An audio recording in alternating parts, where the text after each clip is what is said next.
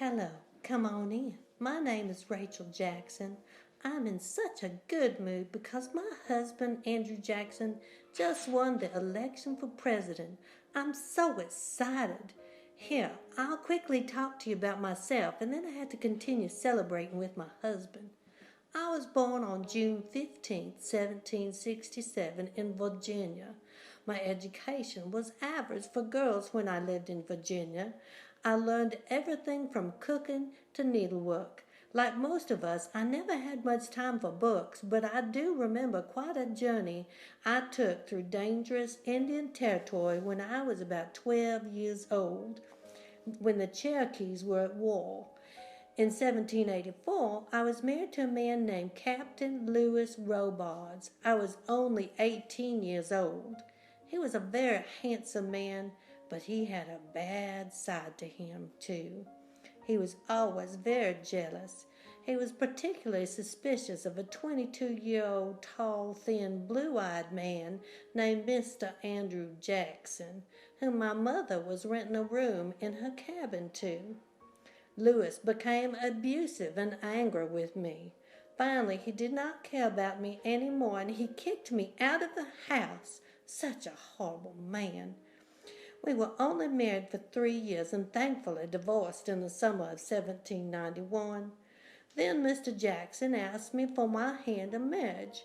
I accepted, and we were married shortly thereafter on August 1st, 1791. We had a wonderful time as husband and wife. However, a horrible thing happened. In December of 1793, I learned that my divorce papers were never actually finalized. So now I was married to two husbands. I was so embarrassed and upset that I did not even want to leave my house. The matter was resolved in 1794, though, when Andrew and I decided to have a second ceremony on January 17th to make sure that my marriage truly was official and to one husband this time. Even though I am still very excited about my husband becoming president now, the pressures of life have taken their toll on me.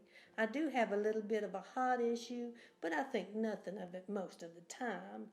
We never had children of our own, but we loved them, so we adopted one of my nephews, naming him Andrew Jackson Jr. We took him with us to the Hermitage, which is still our family plantation. This year, 1828, the scandal of having two husbands came up again. You think one time is bad enough? I was thinking, oh no, here we go again.